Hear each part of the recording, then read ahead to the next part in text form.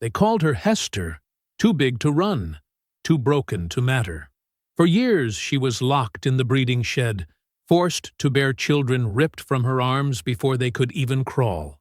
The masters laughed at her sighs, the mistresses sneered at her tears, and when her newborn was sold within hours, something inside her snapped.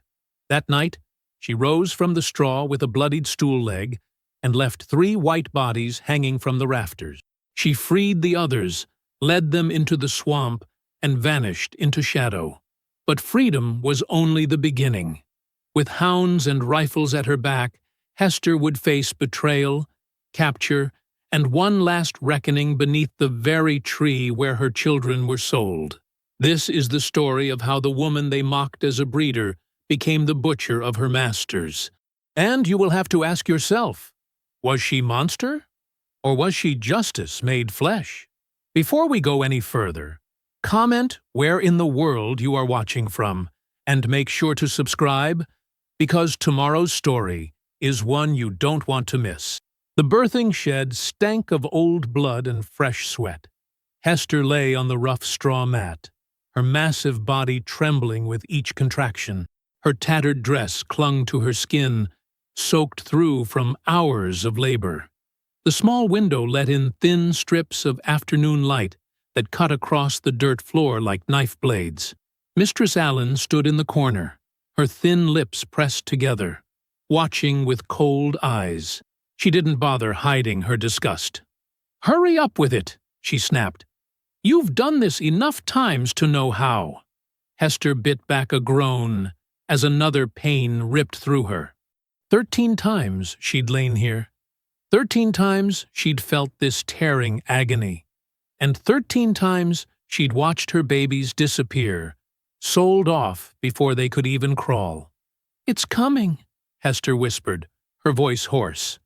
Mistress Allen stepped forward, not to help but to inspect, like a farmer checking livestock. Her shadow fell across Hester's face as another contraction seized her body. "Push, then," the mistress commanded. "Master Reeve already has a buyer waiting in Charleston." The words cut deeper than the pain. Hester's hands gripped the sides of the birthing stool beneath her, her fingers digging into the worn wood. One final push, and she felt the baby slide from her body with a rush of fluid and relief. A tiny cry filled the shed. A girl, small but strong, with a full head of dark curls. Hester reached out with shaking hands. "Let me hold her," she begged. "Just for a minute." Mistress Allen's face showed a flicker of hesitation before she placed the squirming infant in Hester's arms. The baby's skin was warm against Hester's chest. Her tiny fists clenched, as if already fighting the world she'd entered. "My sweet girl," Hester whispered, pressing her lips to the damp forehead. "My baby." The door to the shed creaked open. Sunlight poured in, blinding after the dimness. Master Reeve stood there with 2 of his men behind him. "Is it healthy?" he asked, not looking at Hester, but at his wife. "Seems strong enough," Mistress Allen replied. "A girl." Master Reeve nodded. "Good. The buyer specifically requested a female this time." He gestured to his men. "Take it and clean it up. We'll need to show it tomorrow." "No!" The word tore from Hester's throat before she could stop it. She clutched the baby tighter, turning her body away. "Please, Master, let me keep her just till morning. She needs to nurse." Master Reeve's face hardened. "You forget yourself, Hester." He nodded to his men. "Now." The men stepped forward, their hands rough as they pried the infant from Hester's arms. The baby wailed, a piercing cry that echoed in the small space. Hester lunged forward, nearly falling from the stool. "Please," she screamed, her voice cracking. "Not this one! I've given you 13! Please, not this one!" One of the men shoved her back, and she collapsed against the wall. Mistress Allen stepped between them, her face like stone. "That's enough," she said quietly. "Remember your place, Hester. These children aren't yours. They're property, same as you." Hester watched through tear-blurred eyes as they carried her baby away, the tiny cries growing fainter. The door slammed shut, leaving her alone with Mistress Allen. "Clean yourself up," the woman said, dropping a rag beside Hester.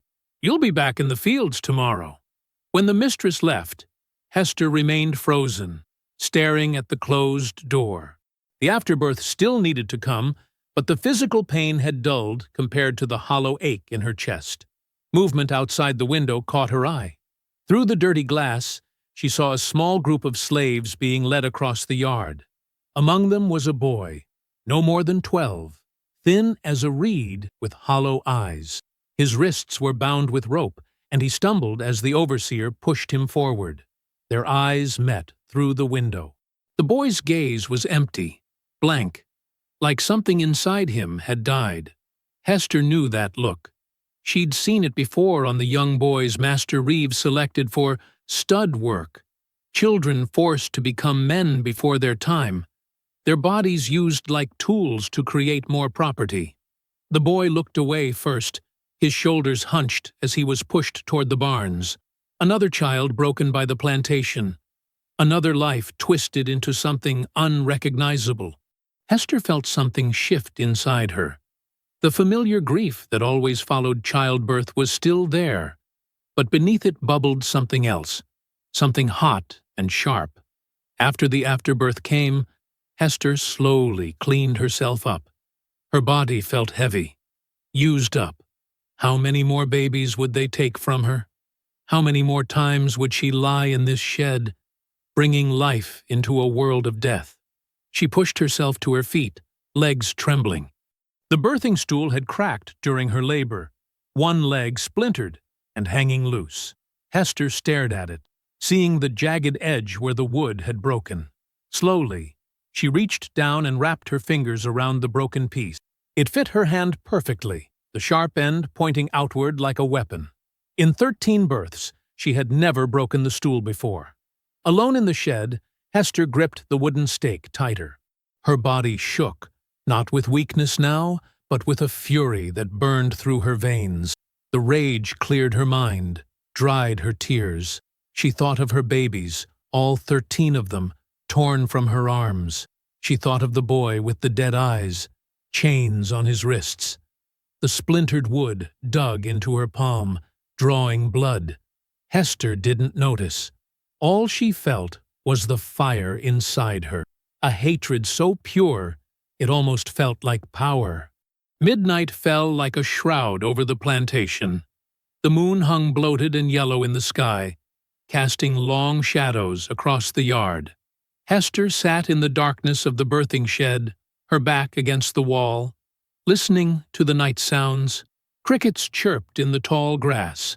An owl called from the woods beyond the fields, and the sound of laughter drifted from the main house where Master Reeve entertained guests. The splintered stool leg rested in her lap. She had spent hours running her fingers over its jagged edge, feeling each splinter, each rough patch. With a strip torn from her dress, she had wrapped one end to form a handle, leaving the broken point exposed. Her body still ached from the birth, a dull, throbbing pain that reminded her with each breath of what she had lost. But the pain fed her resolve. 13 children taken. 13 lives sold away like cattle. No more. Footsteps approached the shed, uneven and stumbling. Hester recognized the heavy tread of Overseer Watts.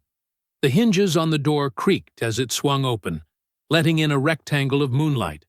Watts stood silhouetted in the doorway, swaying slightly. The smell of cheap whiskey filled the small space. "You still in here, breeder?" His words slurred together. "Mistress says you're milking this, lying about being too weak to work tomorrow." He took an unsteady step into the shed, squinting in the darkness. "Maybe you need some encouragement to heal faster." Hester didn't move. She watched him from the shadows, her fingers tightening around her makeshift weapon. "I know you're in here," Watts said, taking another step. "I can smell you." He laughed, a wet, ugly sound. "Like a damn cow." When he was 3 steps inside, Hester rose to her feet. The movement caught his attention, and he turned toward her, reaching for the whip at his belt. "There you are, you lazy!" Hester lunged forward, driving the splintered wood up and into the soft underside of his jaw with all her strength. The jagged point pierced through, lodging in the roof of his mouth. Blood sprayed hot across her face and arms. Watts made a gurgling sound, his hands flying up to grab at the stake. His eyes bulged, wide with shock and pain. He staggered backward, crashing into the wall. Hester followed, gripping the wooden handle with both hands, pushing it deeper. "That's for my babies," she whispered, her voice steady despite the trembling in her limbs. "All 13 of them." She twisted the stake, feeling bone and tissue give way. Watts slumped to his knees, blood bubbling from his mouth. His fingers scrabbled weakly at her arms, leaving red smears on her skin. Then his hands fell away, and he collapsed face first into the dirty straw. For a moment, Hester stood frozen, looking down at what she had done. The overseer's body twitched once, twice, then lay still. Blood pooled around his head, soaking into the straw. Black in the moonlight, the keys. She needed the keys. Kneeling beside the body, Hester rolled him over. His dead eyes stared up at the ceiling, mouth stretched in a silent scream around the wooden stake. She fumbled at his belt, fingers slippery with blood, until she found the ring of iron keys. Freedom jingled in her hand. Moving quickly now, Hester wiped her hands on her dress and stepped out of the shed. The night air felt cool on her skin after the stifling heat inside. She paused, listening for any sign of alarm, but the plantation slept on. Unaware that everything had changed, the slave quarters lay across the yard, a row of cramped cabins where families were crammed together like livestock. Hester moved silently toward them, keeping to the shadows. She knew which cabin held the boy. She had watched them take him there after his arrival. The door was secured with a heavy padlock. Hester tried key after key until one fit, turning with a soft click. Inside, bodies stirred at the sound. Eyes gleamed in the darkness, wary and frightened. "Who's there?" A woman's voice, barely above a whisper. "Hester, from the breeding shed," she replied, stepping inside. "I've killed Overseer Watts. I have his keys." Silence greeted her words. Then a match flared, illuminating the faces of 6 people crowded into the tiny space. Among them was the boy, curled in a corner, his eyes now wide with fear. "You did what?" An older man named Moses sat up, his face etched with disbelief. "I killed him," Hester repeated, "and I'm leaving. Anyone who wants to come with me should come now. By morning, they'll hang us all for what I've done." The match went out, plunging them back into darkness. Whispers rustled through the cabin like wind through dry leaves. "We'll die in the swamp," someone said. "We'll die here too," Hester countered. "But at least out there, we die free." She moved to where the boy sat. Up close, he looked even younger, his cheeks hollow with hunger. "You coming?" she asked him softly. He hesitated, then nodded once. "Good boy," Hester said. "Stay close to me." She moved from cabin to cabin, unlocking doors, whispering her message.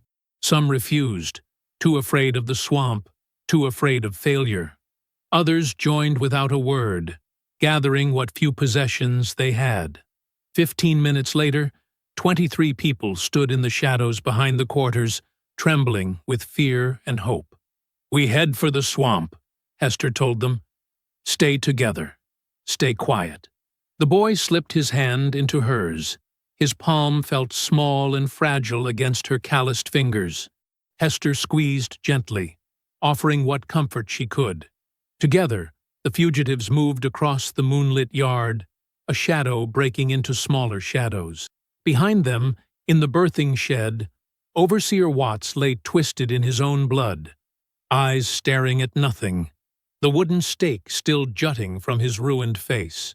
As they reached the edge of the yard, Hester looked back at the plantation house where Master Reeves slept, unaware that his property was walking away. Tomorrow there would be fury. Tomorrow there would be hunting parties with dogs and guns. But tonight, in this moment, they were taking back what had been stolen from them, step by step. The boy tugged at her hand, urging her forward. Hester nodded, and turned away from the only life she had known, stepping into a darkness that promised either death or freedom. The big house loomed against the night sky, its white columns ghostly in the moonlight. Hester led the fugitives across the dewy grass, her heart hammering against her ribs. 23 souls followed her lead, moving like shadows, their bare feet silent on the ground. The boy clung to Hester's arm, his thin fingers digging into her flesh. His breathing came in short, frightened gasps. She could feel him trembling. "I'm scared," he whispered, his voice barely audible. Hester placed her hand over his. "I know, but we got no choice now. What's done is done." They reached the back porch of the big house. The kitchen door was unlocked. The cook would arrive before dawn to start breakfast. Hester eased it open, wincing at the small creak of the hinges. "Moses," she whispered to the older man behind her, "take 10 and check the slave quarters. Make sure everyone who's coming is out. Anyone who stays needs to be ready to lie about not seeing us." Moses nodded, gesturing to several others who melted back into the darkness. "Sarah," Hester continued, addressing a thin woman with sharp eyes, "you and 4 others search for weapons. Knives from the kitchen, tools from the shed, anything that cuts or smashes." Sarah slipped past her into the kitchen, silent as a ghost. "The rest come with me," Hester said. "We're going upstairs." The boy's grip tightened. "No," he pleaded. "Not up there." Hester looked down at him, seeing the terror in his eyes. She knew what happened to boys like him when called to the big house. "You can stay here," she offered. "Wait with Sarah in the kitchen." He shook his head violently. "No, I stay with you." Hester nodded, understanding. Better the devil you know than the one you don't. The grand staircase curved upward from the entrance hall. Hester had cleaned these steps hundreds of times, on her hands and knees with a brush. Now she climbed them as an invader, each footfall carefully placed to avoid the boards that creaked. 5 others followed, 3 men and 2 women, their faces set with grim determination. The boy kept pace, clinging to Hester's arm like a lifeline. His eyes darted everywhere, wide with fear. At the top of the stairs, Hester paused. Master Allen and Mistress Allen slept in the master bedroom at the end of the hall. Master Reeve, their son, kept rooms on the opposite wing when visiting from his own plantation. Tonight he was here, sleeping off the whiskey from dinner. Hester pointed down the hall, then held up 2 fingers. The others nodded, understanding. 2 in the master bedroom. She led the way, the boy shuffling alongside her. Outside the bedroom door, she paused, listening. Inside she could hear the soft snoring of Master Allen and the lighter breathing of his wife. Hester looked at the faces around her. This was the moment when everything would change. After this, there would be no going back. "Remember," she whispered, quick and quiet. With that, she turned the handle and pushed the door open. The bedroom was dark except for a shaft of moonlight through the window. Master Allen and Mistress Allen lay in their 4-poster bed, unaware of the death that had entered their room. Hester moved swiftly, crossing to the bed in 3 strides. The stool leg was still slick with Watts's blood as she raised it high. Master Allen's eyes fluttered open at the last second. Recognition and shock flashed across his face before the jagged wood came down, crushing into his temple with a sickening crunch. He didn't even have time to cry out. Beside him, Mistress Allen stirred. Her eyes opened to see Hester standing over her, bloody weapon in hand. The woman's mouth opened to scream, but one of the other fugitives clamped a hand over her mouth. "This is for my babies," Hester hissed, bringing the stool leg down again and again. "This is for every child you sold, for every mother who cried while you counted your money." Blood sprayed across the fine linen sheets. Mistress Allen thrashed briefly, then went still, her unseeing eyes fixed on the ceiling. The boy watched from the doorway, his face pale in the moonlight. He didn't look away. "Get sheets," Hester ordered, stepping back from the bed. "Wrap them up." Two men moved to obey, stripping decorative sheets from a chest. They worked quickly, bundling the bodies in white linen that rapidly stained red. "To the barn," Hester said. "String them up where everyone can see." As the men carried the bodies downstairs, Hester turned to the boy. "You okay?" He nodded, his face unreadable. "They hurt me too," he said simply. Hester squeezed his shoulder. There was no comfort she could offer that wouldn't feel hollow. In the barn, they worked by lantern light. The bodies of Master and Mistress Allen swung from the rafters, their feet dangling 10 feet above the ground. A silent warning, a bloody message. When dawn broke, gray light filtering through the trees, the plantation seemed oddly peaceful. Birds sang in the magnolias. A light mist hovered over the fields. Then a door slammed at the big house. "They found them," Hester said. The fugitives had gathered at the edge of the fields, ready to make their final escape. A scream tore through the morning calm, followed by shouts. Dogs began to bark, their frenzied yapping cutting through the mist. "Run!" Hester cried, pushing the boy ahead of her. They sprinted across the open field toward the swamp beyond. Behind them, men poured from the house and slave quarters, some with guns, others with dogs straining at leashes. "There they are!" Master Reeves' voice rang out, cracking with fury. "Shoot them down!" Gunshots exploded, the bullets whizzing past. One of the fugitives fell, clutching his leg. Two others helped him up, dragging him forward. The edge of the swamp loomed ahead, a tangle of cypress trees and murky water. Safety, if they could reach it. The boy ran just ahead of Hester, his thin legs pumping. Another volley of shots rang out. People screamed. The boy looked back, his eyes wide with panic. "Keep going!" Hester shouted. He turned to face forward again, but his foot caught on a root.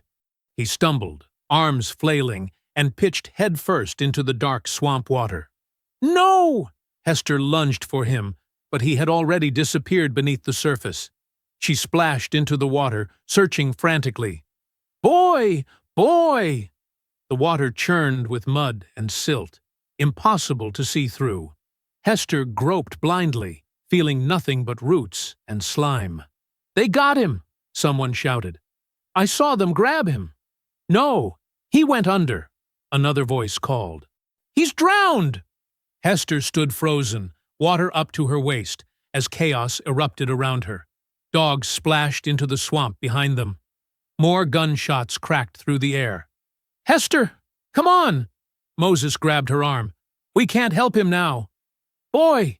she screamed one last time, her voice breaking. No answer came.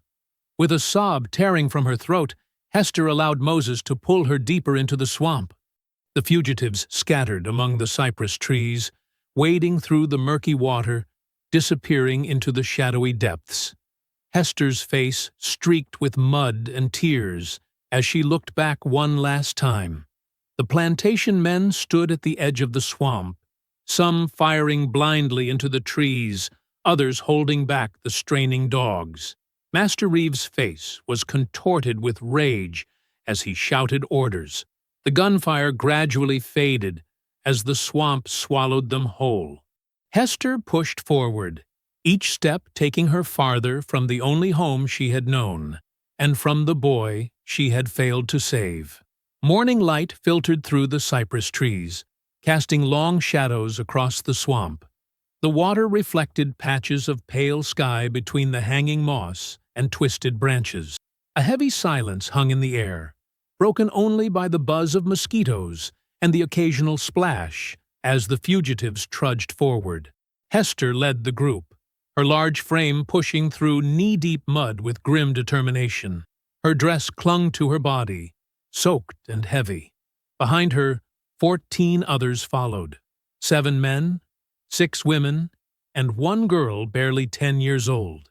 Their faces were drawn with exhaustion and hunger, their eyes darting nervously at every sound. "We need to rest," whispered Sarah, the thin woman with sharp eyes. "Elijah can barely stand."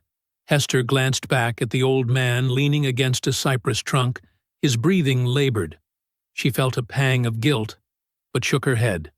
"Can't stop yet," she said firmly. "They'll have dogs in the swamp by now.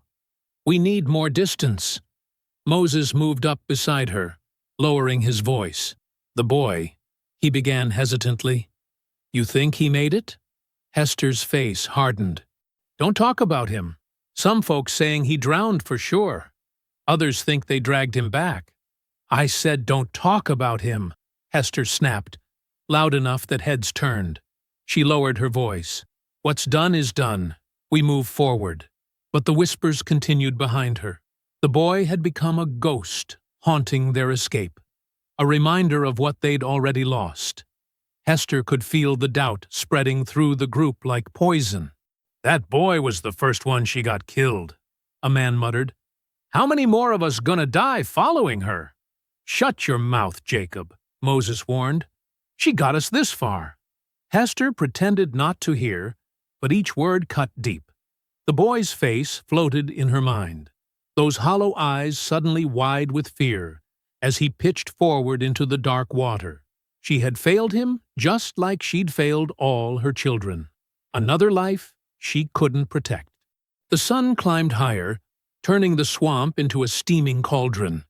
Mosquitoes formed clouds around them, biting any exposed skin. Hunger gnawed at their bellies.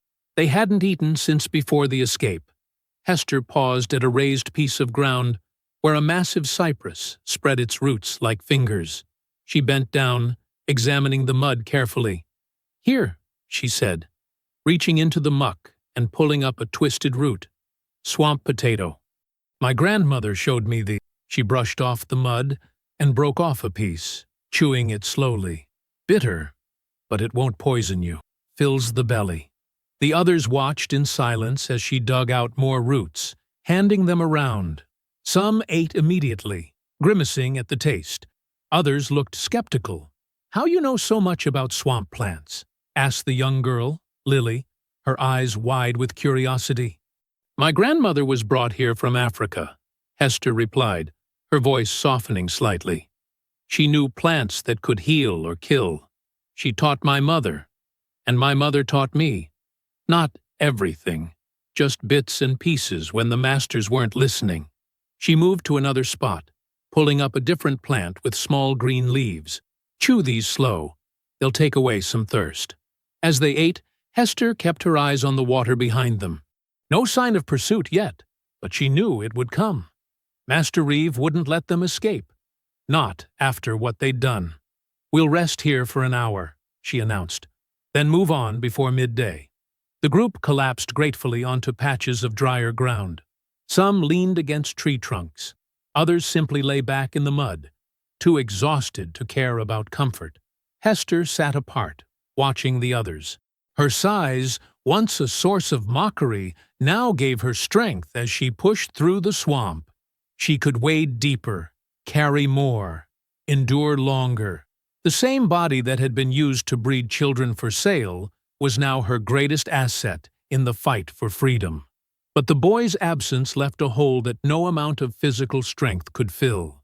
She had promised to protect him, just as she had promised all her children before they were torn from her arms. Another promise broken. When the hour was up, Hester roused the group. "Time to move! Stay close." They continued their slow progress through the swamp, each step a battle against mud and exhaustion. Hester pointed out poisonous plants to avoid and spotted a cottonmouth snake before anyone stepped too close. By late afternoon, they had reached a small island of relatively dry land surrounded by deeper water. "We'll camp here tonight," Hester decided. "Water all around will hide our scent from the dogs." As darkness fell, they huddled together under the sprawling cypress trees. No fire. The smoke would give them away. They ate more swamp roots and a few berries Hester had gathered along the way. It wasn't enough to satisfy their hunger, but it kept them alive. "Tomorrow we head east," Hester told them. "There's a place my grandmother spoke of where runaways have built shelters. If we can reach it, we might be safe."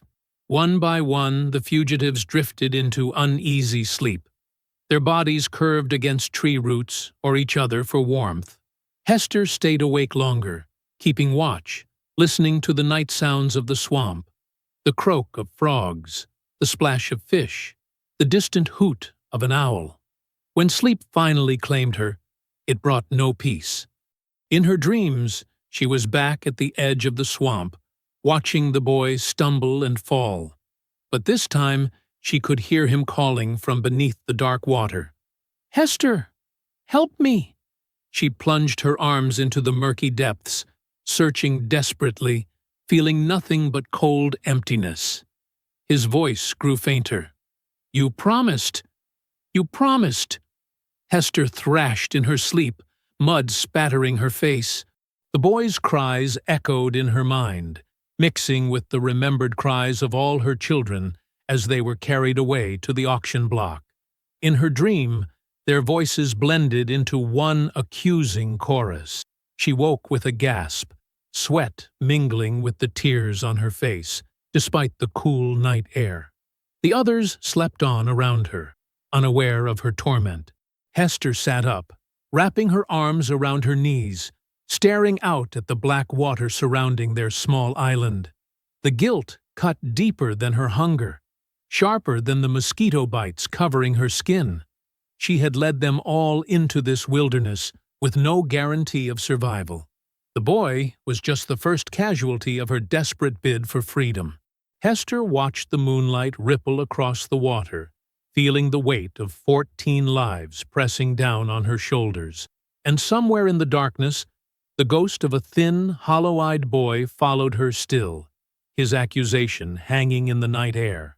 "You promised." Dawn broke over the swamp in pale streaks of yellow light. The air hung heavy with moisture, making every breath feel thick and labored. Hester opened her eyes, instantly alert despite her troubled sleep. The others were beginning to stir around her, their groans mixing with the morning chorus of frogs and birds. A sudden cry cut through the dawn sounds. Hester turned to see Hannah, one of the older women, collapse into the mud. Her thin body shook with violent tremors. "Hannah!" Sarah rushed to her side, cradling the woman's head. "She's burning up." Moses knelt beside them, his face grim. "Swamp fever. My cousin got it 2 summers back. Killed him in 3 days." Hester pushed through the small crowd gathering around Hannah. The woman's skin was hot to the touch, her eyes unfocused and glassy. Sweat poured down her face despite the morning chill. "We need to get her to dry land," Jacob said, his voice rising with panic. "We need real medicine, not these swamp weeds." "Where you think we gonna find that?" Moses asked. "Back at the plantation," Jacob replied, and a murmur ran through the group. "The doctor visits every month. Maybe if we surrender, explain we was forced." "Forced?" Hester's voice cut through the chatter like a knife. "You put that rope around Master Allen's neck yourself, Jacob." "And you put that stool leg through the overseer's head," Jacob shot back. "They'll hang us all for what we done." The argument ignited like dry tinder. Voices rose in fear and anger. "We're dying out here. My feet are rotting in this water.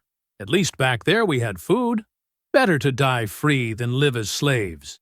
Hester watched them turn on each other, desperation making them cruel. The swamp was testing them, breaking down the unity that had carried them through the escape. Hannah moaned on the ground, her illness becoming a symbol of their impossible situation. "We go back. We die," Hester said finally, her low voice somehow cutting through the chaos. "Maybe not right away.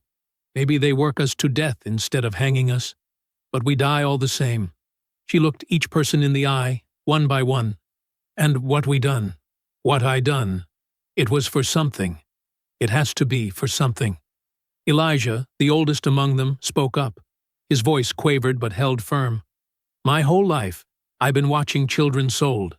My own, my friends. 70 years of watching them tear families apart. He pointed a gnarled finger at Hester. She did what none of us had the courage to do. I ain't going back. A heavy silence fell over the group. Hannah's labored breathing seemed to grow louder in the quiet. We need to keep moving, Hester said. I know plants that might help Hannah's fever, but we won't find them here. Jacob shook his head. You got us lost in this swamp chasing some freedom that ain't real. That boy is dead because of you. And now Hannah's dying too. At the mention of the boy, Hester's face hardened. She stepped close to Jacob, towering over him. That boy had a name before the masters took it. He had a future before they put him in chains. I didn't kill him. This world killed him. Her voice dropped to a dangerous whisper. And I ain't letting it kill no more of us without a fight. She turned away from Jacob, addressing the whole group. We move east. Anyone who wants to go back, go. I won't stop you, but I'm going forward. Moses and Elijah immediately moved to stand with her. After a moment's hesitation, Sarah joined them, then Lily, the young girl. One by one, most of the others gathered behind Hester. Only Jacob and 2 others remained apart. You're all fools, Jacob said, but his voice lacked conviction. After a long moment, he cursed under his breath and joined the group. No one wanted to face the swamp alone. 4 of the men fashioned a crude stretcher from branches and vines for Hannah. They lifted her carefully, her weight seeming impossibly light in their arms. Hester led them off the island, testing the depth of the water before guiding them across. The day grew hotter as they trudged forward. Hunger gnawed at their bellies. Hester showed them more swamp plants to eat, bitter roots that made their tongues curl, small berries that puckered their mouths, but provided some moisture. It wasn't enough. Their strength was fading. Hester kept them moving by sheer force of will. When someone stumbled, she helped them up. When they complained of hunger, she found another root or berry.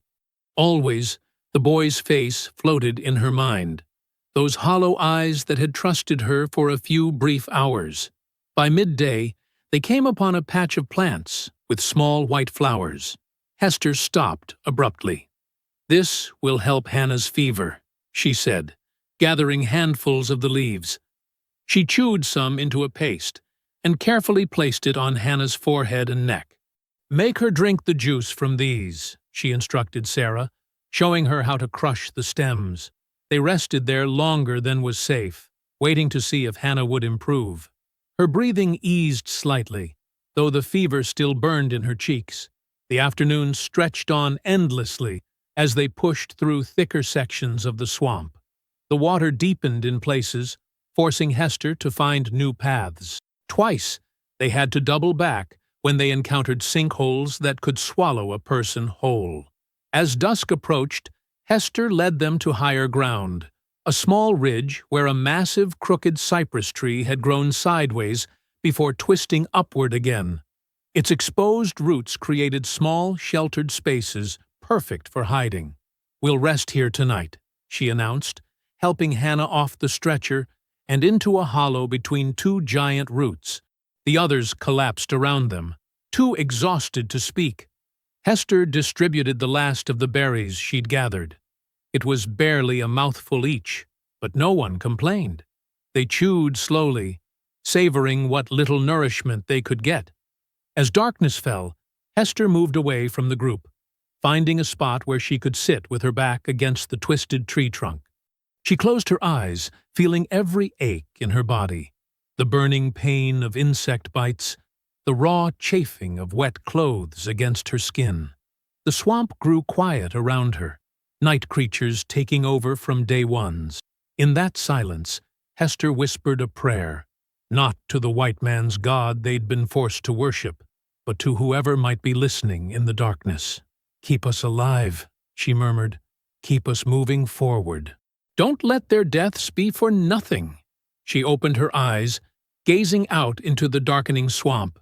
For a moment, She thought she saw a flash of movement, a small figure watching from behind a distant tree. The boy's eyes, hollow and accusing, seemed to stare at her from the shadows. Then she blinked, and there was nothing there but darkness and twisted branches. Still, she couldn't shake the feeling of being watched, whether by the ghost of the boy or by something else entirely. Hester didn't know. She only knew that she couldn't rest, not while those eyes followed her, demanding that she keep her promise. Dawn broke with a veil of mist rising from the swamp waters. Hester hadn't slept more than a few minutes at a time, her body alert to every sound in the darkness. Hannah's fever had worsened through the night. The woman's breathing came in shallow gasps, her skin burning beneath Hester's touch. "More of the white flower," Hester murmured, reaching for her small collection of herbs. She crushed the leaves between her palms, extracting what little moisture remained. "Sarah, help me lift her head." Sarah, bleary-eyed from her own restless night, crawled over to support Hannah's shoulders. The sick woman's eyes fluttered open, unfocused and glassy. "It hurts," Hannah whispered. "Everywhere hurts." "I know," Hester said softly. "Drink this. It'll cool the fire inside you." As she tended to Hannah, the others began to stir. Moses and Elijah collected what little food they could find, a handful of berries, some roots that needed washing in the swamp water. Lily, the young girl, helped distribute these meager portions. It was Lily who first noticed. "Where's Jacob?" she asked, looking around their small camp. Hester's head snapped up. She scanned the group, counting quickly. Jacob and one other man, Thomas, were missing.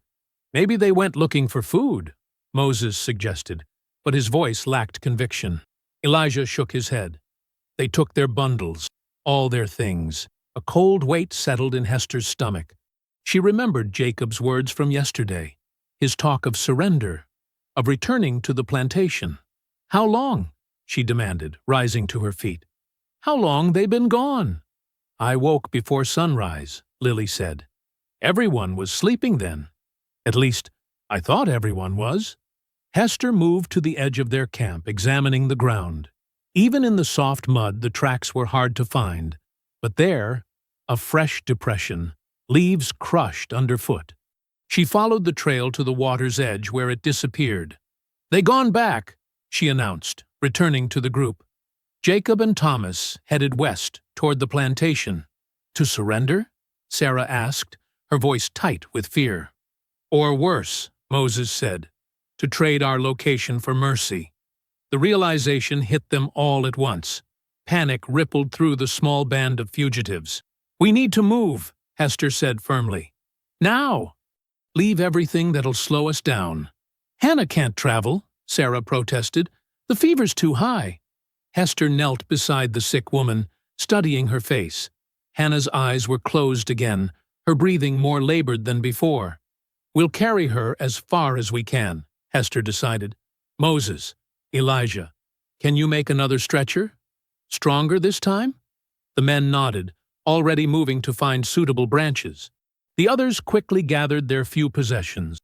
No one spoke of leaving Hannah behind. They all knew what awaited them if they were caught. Within minutes, they were ready to move. The stretcher looked fragile, but held when they tested it with Hannah's weight.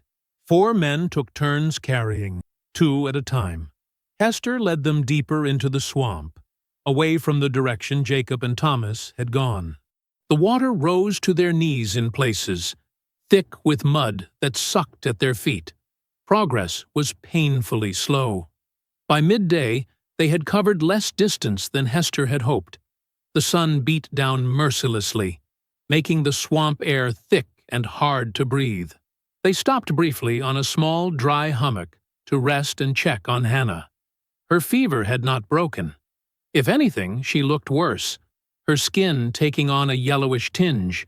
Hester applied more of the crushed leaves, though her supply was dwindling. "Just a little further," she told Hannah, unsure if the woman could hear her. "We'll find a place to—" The crack of a rifle shot shattered the swamp's quiet. Birds erupted from the trees, their wings beating frantically against the heavy air. Run! Hester shouted, pulling Lily to her feet. Into the water! Another shot rang out, closer this time.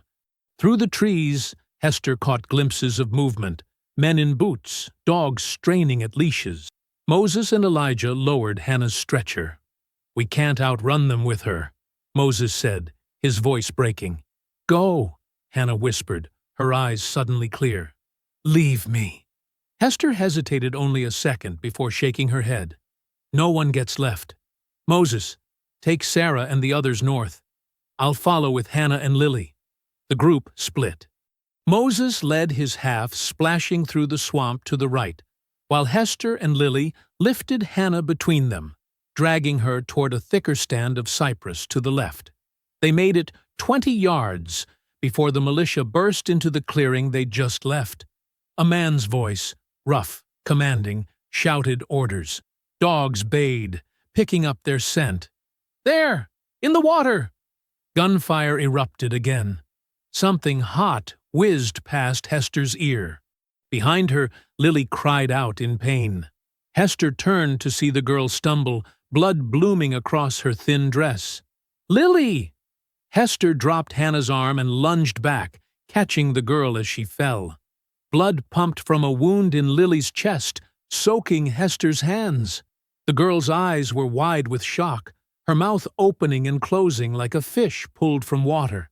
"No, no, no," Hester murmured, pressing her hand against the wound. "Stay with me, child. Stay with me." Lily's gaze locked on Hester's face. Her lips moved, forming words Hester couldn't hear over the shouts and splashing of the approaching militia. Then the light in her eyes dimmed, her body going limp in Hester's arms.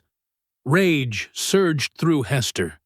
She lowered Lily gently to the ground and rose to face the men. 3 of them were closing in, rifles raised. Behind them, a man in finer clothes directed more to circle around. Hester charged. She caught the first man by surprise, knocking his rifle aside and clawing at his face. Her nails drew blood from his cheek before the second man smashed his rifle butt into her temple. Pain exploded behind her eyes. Hester staggered but didn't fall. She swung wildly, connecting with something solid. Someone cursed. More hands grabbed her, forcing her down into the swamp water. Cold metal closed around her wrists. Shackles, the familiar weight she'd briefly escaped. Hester thrashed and fought as they dragged her back to solid ground. Through blood-blurred vision, she saw Hannah being prodded with a rifle. The sick woman didn't move. "Got the ringleader!" a man shouted. The others scattered like rats. "Find them!" ordered the man in finer clothes. Master Reeve himself, Hester realized with dull shock. Every last one. They bound her ankles with rope and tied her to a crude travois. As dusk began to fall, they started the long trek back through the swamp, dragging Hester behind them like a hunter's kill. Pain throbbed in her head. Blood from the rifle blow mixed with swamp water running into her eyes. Each bump and jolt sent fresh waves of agony through her body. Half-conscious, Hester's mind began to wander. The swamp around her blurred and shifted. In the gathering shadows between the cypress trees, she saw a small figure walking beside her travois. The boy. His hollow eyes watched her, neither accusing nor forgiving, just watching, silent as the grave they all assumed he'd found. "I'm sorry," Hester whispered, her cracked lips barely moving. "I failed you again." The boy's shape shook his head slowly. His mouth moved, but Hester couldn't hear his words over the splash of her captor's boots and the distant baying of dogs still hunting her friends. As darkness claimed the swamp, the boy figure seemed to grow more solid. He walked steadily beside her, matching pace with the militia, unseen by any but Hester. Her guardian or her guilt, she couldn't tell which, but his presence, real or imagined, kept her from surrendering to the darkness that pulled at her consciousness. "Stay with me," she thought she heard him say. Her own words from days ago echoed back to her. "Stay alive." Then the world tilted sideways, and Hester slipped into blackness. Hester awoke to the jolt of being dumped onto hard-packed earth. Her body screamed with pain, every muscle torn and bruised from being dragged through the swamp. Through swollen eyes, she made out the scorched remains of the plantation house, its blackened beams jutting like broken bones against the sky. "Get her up!" Master Reeve ordered, his voice cold and precise. Rough hands seized her arms, dragging her toward the auction block, but they didn't stop there. Instead, they hauled her to the whipping post that stood nearby, a simple wooden post worn smooth by years of use and stained dark with old blood. Her wrists were unchained only long enough to be secured above her head to the iron ring at the top of the post. The movement sent lightning bolts of pain through her shoulders. Her legs, still weak from the journey, barely supported her weight. Master Reeve circled her slowly, taking his time. In the light of morning, Hester could see he'd changed since the night of the escape. His face was harder, the skin pulled tight across his cheekbone. A new scar ran along his jaw, perhaps from the night of the uprising. "Bring them," he ordered, and his men began herding the plantation's remaining slaves from their quarters. They came in a shuffling line, heads bowed, eyes darting nervously between Hester and their master. Some she recognized, faces that had turned away when her children were taken. Others were strangers, likely brought in to replace those who had fled or died. "Look at her," Reeve commanded them. "Look at your so-called liberator." He grabbed Hester's chin, forcing her head up. "Tell them," he hissed. "Tell them how your rebellion ends." Hester said nothing. She stared past him, fixing her gaze on the distant tree line where the swamp began. Reeve released her with a shove. "The others are dead or scattered," he announced, pacing before the assembled slaves. "This rebellion is broken. This woman brought nothing but death to those who followed her." He signaled to a man holding a whip, a new overseer, younger than the one Hester had killed. The man stepped forward, unfurling the whip with practiced ease. "Those who defy natural order bring only suffering," Reeve continued. He nodded to the overseer, who drew back his arm. The first lash tore through Hester's thin dress, biting into flesh already raw from the swamp journey. She clenched her teeth, refusing to cry out. The second came before the pain of the first had registered, crossing the initial wound. By the third, her back was on fire. "This is mercy," Reeve told the watching slaves. "Tomorrow at sunrise, she will be quartered. Each limb pulled in a different direction until the body surrenders. A fitting end for one who tore apart what God joined together." The whip fell again and again.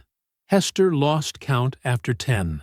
Her world narrowed to the space between lashes, brief moments to gather strength before the next explosion of pain. Her legs gave way, leaving her hanging by her wrists, but still she made no sound.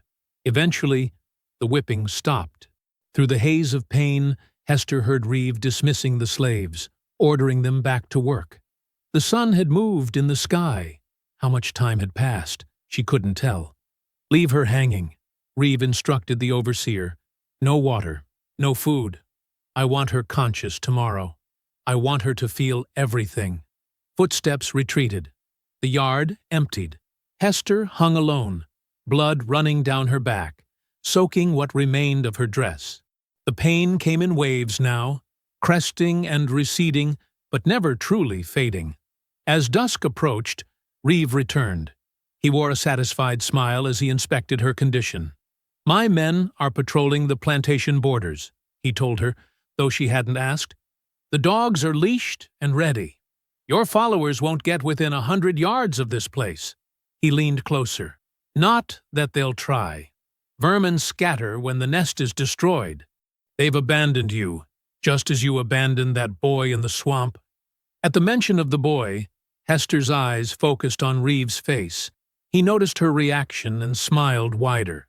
"Yes, I know about him. The stud child. They found his body 3 days ago, tangled in the cypress roots. Fish had been at him." He watched her face, savoring her pain. You couldn't save him. You couldn't save any of them. Reeve glanced toward the tree line as shadows lengthened across the yard. My men will keep watch through the night, but it's hardly necessary. Your rebellion dies with you at sunrise. He turned and walked away, confident in his victory. Night fell fully. Torches burned around the property, casting long shadows across the packed earth. Guards patrolled the edges of the plantation, their silhouettes moving between buildings.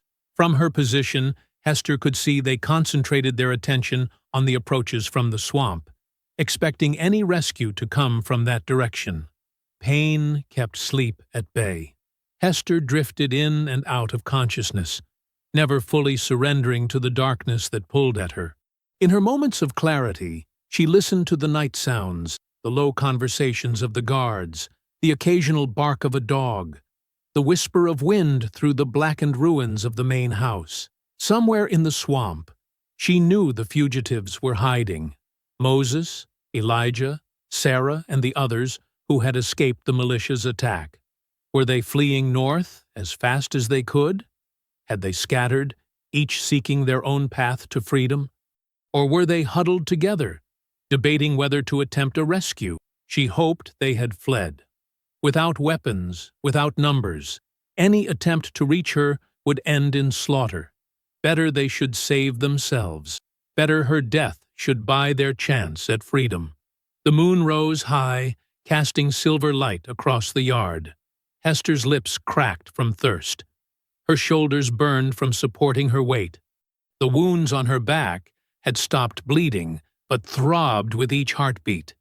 In her delirium, she thought she saw movement at the edge of her vision, a small figure darting between shadows.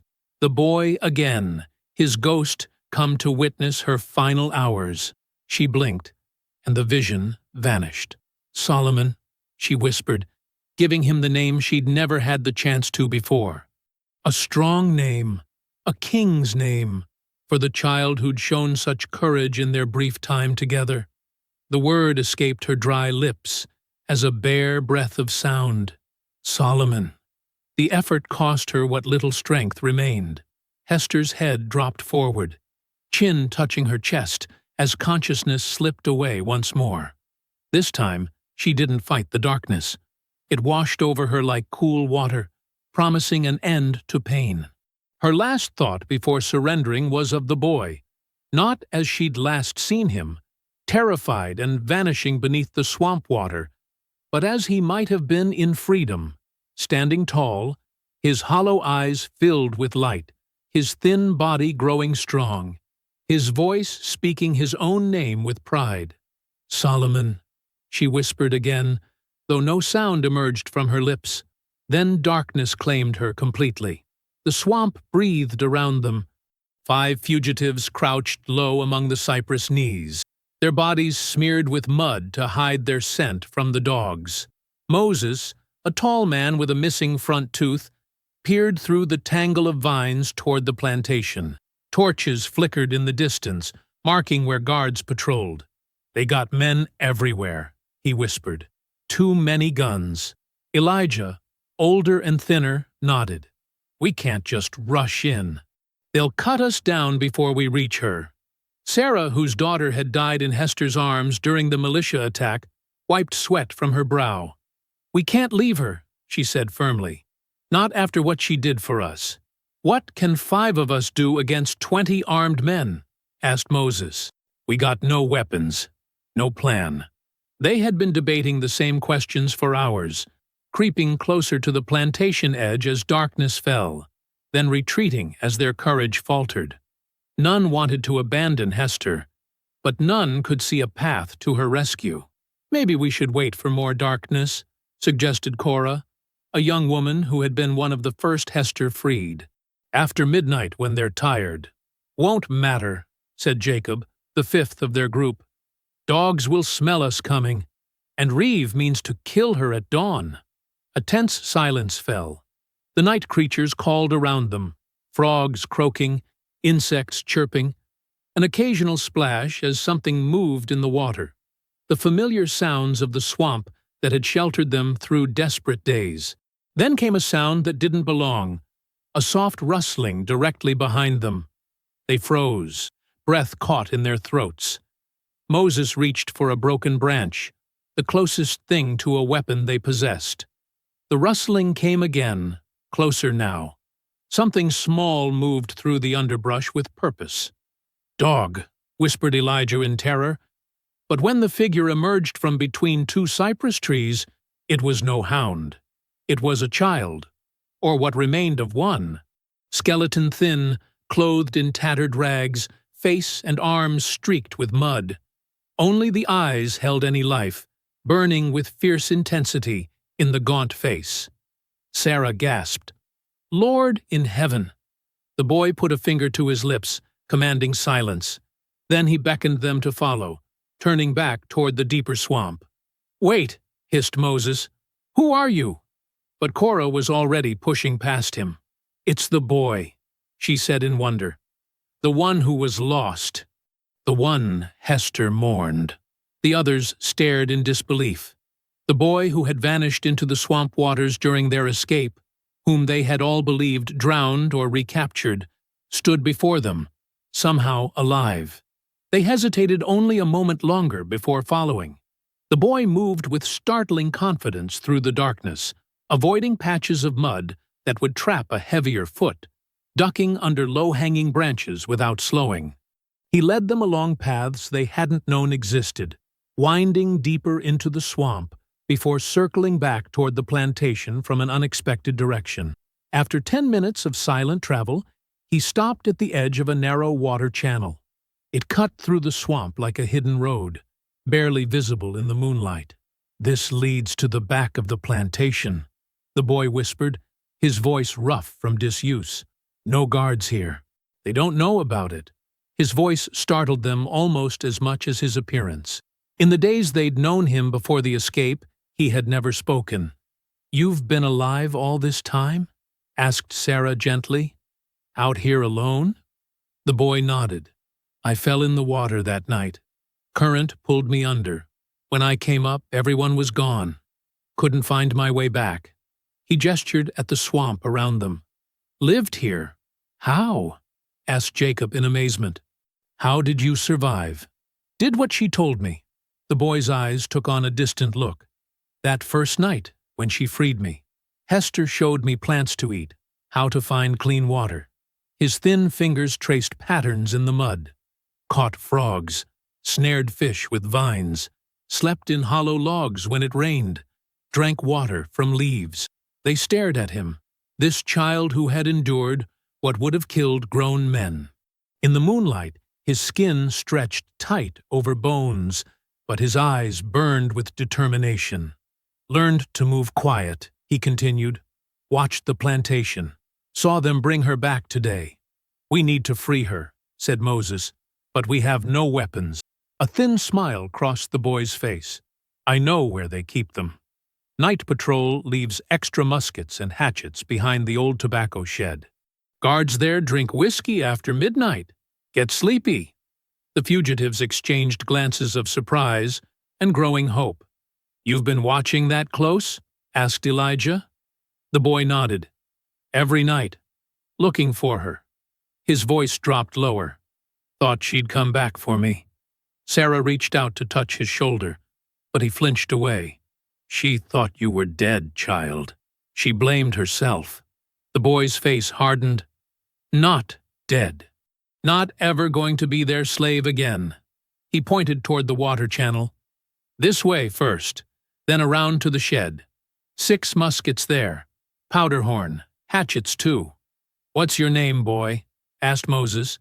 The child hesitated, as if the question confused him. "Masters called me Stud." "Not your name," said Cora firmly. "Your real name." He shook his head. "Don't remember. Had one before they took me from my mother. Too small to remember now."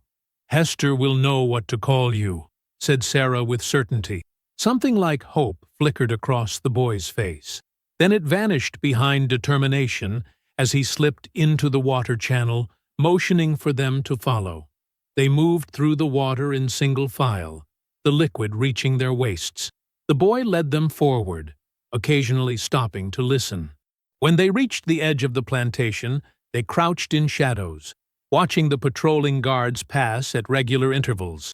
The boy pointed to a small shed about 50 yards away. "Weapons there. 2 guards drink behind it every night. Wait for them to start."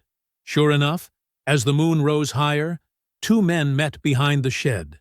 The clink of a bottle reached their ears, followed by low laughter. "Now," whispered the boy. He darted across the open ground, moving like a shadow between patches of darkness. Moses and Elijah followed, with Sarah, Jacob, and Korah watching from the water channel. Minutes stretched into an eternity. Then the 3 figures reappeared, arms laden with muskets and blades. They slipped back to the channel, where eager hands reached for the weapons. The boy had a knife clenched in his fist, a sharp hunting blade taken from the shed. In the moonlight, his eyes gleamed with fierce purpose. "We go tonight," he said, voice hard with determination. "Tonight, we free her." The darkness cloaked them as they moved across the plantation grounds. 5 fugitives with stolen weapons, led by a skeletal boy who moved like a ghost through shadows. The night air hung heavy with humidity, masking their footsteps as they split into groups. "Remember," the boy whispered, "wait for my signal." Moses and Elijah crept toward the slave quarters, where other captives might join their fight. Jacob and Korah circled toward the main house, where Reeve likely slept. Sarah followed the boy toward the kennels, where hunting dogs paced restlessly in their pens. The boy moved with eerie confidence, as if he'd rehearsed this raid 100 times in his mind. Perhaps he had. Months alone in the swamp, watching and waiting, had taught him patience. His bare feet made no sound on the packed earth. "The dogs first," he whispered to Sarah. "Then we free Hester." The kennel stood 20 yards from where Hester hung from her chains at the whipping post. 2 drowsy handlers sat on stools outside the dog pens, rifles across their knees. The animals whined and paced, sensing something in the air. "Stay here," the boy told Sarah, handing her a hatchet. "If anyone comes, swing hard." She nodded, gripping the weapon with white knuckles. The boy slipped away, crawling on his belly through the tall grass. Sarah held her breath as he disappeared into the darkness. Long minutes passed. The night insects chirped. One of the handlers stood, stretched, and spat tobacco juice into the dirt. Then came a soft whistle, like a night bird, but no bird Sarah recognized. It was the signal. From 3 directions, chaos erupted. Near the slave quarters, Moses and Elijah hurled torches onto the roof of the overseer's cabin. Flames leaped instantly to life, illuminating the night. By the main house, Jacob and Korah fired muskets into the air, creating a diversion. And at the kennels, the boy suddenly appeared behind the handlers. One moment, the night was empty. The next, his thin form materialized like smoke. His stolen knife flashed once, twice. The handlers dropped, clutching at slashed hamstrings, their screams joining the spreading alarm. The boy didn't pause. He swung open the kennel gates and slapped the lead hound hard across the muzzle. The animal yelped, then snarled. The boy slashed at the air near the fallen handlers, driving the hounds toward the wounded men. The pack, freed and confused, fell upon the handlers with savage fury. "Now!" the boy called to Sarah. Together they raced toward the whipping post where Hester hung, her back a mass of torn flesh from Reeve's lash. Her head sagged against her chest, but at the sound of approaching footsteps, she lifted it slightly. Recognition flickered in her swollen eyes as the boy reached her. "You," she whispered. Voice cracked from screaming. The boy didn't speak. His knife flashed in the firelight as he sliced through the ropes binding her wrists. Hester collapsed forward into his arms, her weight nearly crushing his small frame, but he braced himself and held her up. "I knew you'd come," she mumbled through split lips. Sarah hurried to support Hester's other side. "We need to move. The whole place is waking." Indeed, the plantation had erupted into bedlam. Flames climbed the walls of the overseer's cabin and had spread to the barn. Shots rang out as Reeves' men fired blindly into the darkness. Shouts and screams filled the air. The unleashed hounds bayed and snarled, attacking anything that moved. Other enslaved people emerged from their cabins, some fleeing into the night, others joining the fight with makeshift weapons, hoes, shovels, kitchen knives. The rebellion Reeve had declared broken was roaring back to life, with Hester at its heart. "Help me stand," Hester commanded, her voice finding new strength. Sarah and the boys supported her as she struggled to her feet. Blood ran freely down her back, soaking her tattered shift, but her eyes burned with fierce purpose as she surveyed the chaos spreading across the plantation. "Give me that," she said, pointing to the chain that had bound her. The boy cut it free from the post and handed it to her. Hester wrapped one end around her fist, letting the rest dangle like a deadly snake. "Where is he?" she asked. "The big house," the boy answered, pointing. "Jacob and Cora are there." Hester nodded and took an unsteady step forward, then another. With each step, her movements grew more certain, as if rage itself were healing her wounds. "Stay close," she told the boy. "Both of you!" They moved across the yard, through smoke and confusion. A guard appeared, raising his rifle. Sarah swung her hatchet, catching him in the shoulder. He dropped, howling. The boy kicked the fallen weapon toward another captive, who snatched it up. The fighting spread as more enslaved people joined the revolt. What had begun as a rescue had become something larger, the fury of generations breaking loose in a single night. They reached the main house just as Reeve burst through the front door, pistol in hand. Jacob lay wounded on the porch steps. Cora was nowhere to be seen. Reeve's face contorted with rage as he saw Hester standing before him. "You!" he spat. Hester said nothing. She moved forward with terrible purpose, the chain swinging at her side. Reeve fired his pistol. The shot went wild, splintering the porch railing. Before he could reload, Hester was upon him. She swung the chain, catching him across the face. Blood sprayed from his broken nose as he staggered backward. "Shoot her!" he screamed to his men, but they were scattered, fighting for their own lives against the spreading rebellion. Hester advanced. Reeve retreated, stumbling down the porch steps and across the yard. His boots slipped in mud as he fled toward the auction block, the raised platform where human beings were displayed and sold. Behind it stood the auction oak, a massive tree with spreading branches. Its shadow had fallen across every sale, including those of Hester's children. Its roots had drunk the tears of mothers separated from babies, of husbands torn from wives. Reeve tripped and fell beneath its branches. He rolled onto his back, hands raised in defense, but Hester was relentless. She brought the chain down again and again. When he tried to crawl away, she seized him by the collar. With strength born of decades of suffering, Hester dragged Reeve beneath the auction oak. His boots kicked furiously, digging trenches in the dirt. He clawed at her arms, but she felt nothing through her rage. The boy and Sarah stood witness as Hester wrapped the chain around Reeve's throat. Her face was illuminated by the distant flames, every line etched with the memory of children torn from her arms. "My babies," she whispered as she pulled the chain tight. "My babies." Reeve's eyes bulged. His fingers scrabbled uselessly at the metal links. Around them, the plantation burned, and the night filled with the sounds of breaking chains. The chain bit deeper into Reeve's neck. His eyes bulged, face purpling as his boots kicked wildly at empty air. Hester's arms burned with the effort, but she didn't let go. Not when his fingers clawed at the metal links. Not when blood vessels burst in his eyes. Not even when his limbs finally went limp.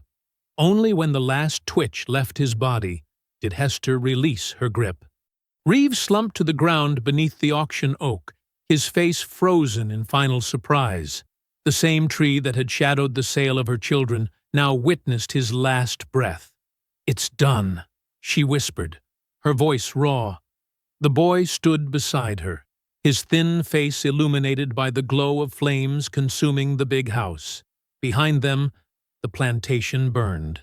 Barns, sheds, the overseer's cabin, all devoured by hungry fire. Sparks drifted skyward like vengeful spirits finally set free. Sarah approached, blood smeared across her cheek. "Jacob's dead," she reported. "Cora's gathering the others. We need to move before militia comes from neighboring plantations." Hester nodded, suddenly aware of the pain radiating through her body. The whip wounds on her back had reopened, soaking her tattered shift with fresh blood. Her legs trembled beneath her, threatening to give way. The boy seemed to sense her weakness. He slipped his bony shoulder under her arm, bracing her larger frame with surprising strength. "I can walk," Hester insisted. "Not alone," the boy replied simply. Around them, the night had become a swirl of movement and decision. Newly freed people gathered in small clusters, clutching whatever they had managed to grab. Food, weapons, blankets. Their faces reflected the same question. Where now? Cora appeared through the smoke, leading a group of 7. "Moses says some are heading north, following the drinking gourd," she announced, referring to the hidden path toward free states. "Others want to try for Spanish Florida," Sarah added. "They say the Spanish will protect runaways if we reach St. Augustine." Voices rose in argument. North meant hundreds of miles through hostile territory. South meant swamps and Spanish uncertainty. Neither promised safety. "What about you, Hester?" Cora asked. "You got us this far." Hester looked down at Reeves' body, then at the burning plantation. Freedom had cost blood. Theirs and their captors'. The price would be higher still if they were caught. "I'm going deeper," she said finally. "There's places in the swamp where white men fear to tread. Places I know from the old women's stories." "Fever Swamp?" someone questioned fearfully. "That's death for sure." "Maybe," Hester conceded, "but it's my choice to make now." The word hung in the air. Choice. So simple, yet so long denied. People began to move. Hugs were exchanged, whispered blessings shared. A woman pressed a small cloth bundle into Hester's hands, cornbread saved from her cabin. A man gave the boy a knife with a bone handle. "Stay alive," he told them both. Groups formed and departed in different directions. The largest headed north, following Moses with his knowledge of stars. A smaller band turned south toward Florida. 3 families decided to risk hiding in nearby hills. Within minutes, only Hester and the boy remained beneath the auction oak. The fire had begun to die down, leaving blackened ruins where the plantation had stood. Dawn would soon break, bringing riders from neighboring farms. "We should go," the boy said softly. Hester nodded. With one last look at Reeves' body, she turned away. The boy supported her as they limped toward the swamp's edge, where cypress and tupelo trees marked the boundary between solid ground and murky water. They waded in, the cool water stinging Hester's wounds but washing away blood. The boy guided her along hidden paths, shallow spots he'd discovered during his months alone. By sunrise, they had vanished into the swamp's embrace, leaving no trail to follow. Days passed in painful, determined movement. Deeper and deeper they went, following channels only the desperate would attempt. The boy caught fish with quick hands, showing Hester how he'd survived. She identified roots and berries safe to eat. Knowledge passed down through generations. Sometimes they heard distant voices or dogs, but the sounds never came close. The swamp protected its own. On the 5th day, they found it. A small island rising from the murky waters, hidden behind a curtain of Spanish moss. Tall cypress trees formed a natural shelter. The remains of an old camp suggested others had found this refuge before them. "Here," Hester decided. "We rest here." They built a small fire. The boy gathered dry wood while Hester cleared space for sleeping. That night, they ate roasted fish and wild onions. For the first time since their escape, they slept without fear. Morning brought unexpected visitors. A family of 4 emerged from the swamp: a man, woman, and 2 small children. They had fled a neighboring plantation after hearing about the rebellion. Others followed in the coming days: lone fugitives, couples, even an elderly woman carried on her son's back. Word had spread through hidden channels. Hester's stand had ignited hope in places where hope had died. 2 weeks after they'd found the island, Hester sat by the evening fire, carefully cleaning a wound on the boy's shoulder. He had scraped it while building a shelter, tearing the skin against rough cypress bark. "Hold still," she murmured, applying a poultice of swamp herbs. "This will draw out the poison." The boy winced, but didn't pull away.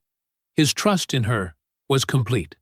From somewhere beyond their circle of firelight came the sound of children's laughter. The 3 youngsters who had arrived with their parents now played a game of hide-and-seek among the trees. Their voices, once hushed by fear, rang free in the gathering dusk. "They sound happy," the boy observed quietly. Hester nodded, her throat tight with emotion. "They are free. That's what happiness sounds like." She finished bandaging his shoulder and sat back, studying his face in the firelight.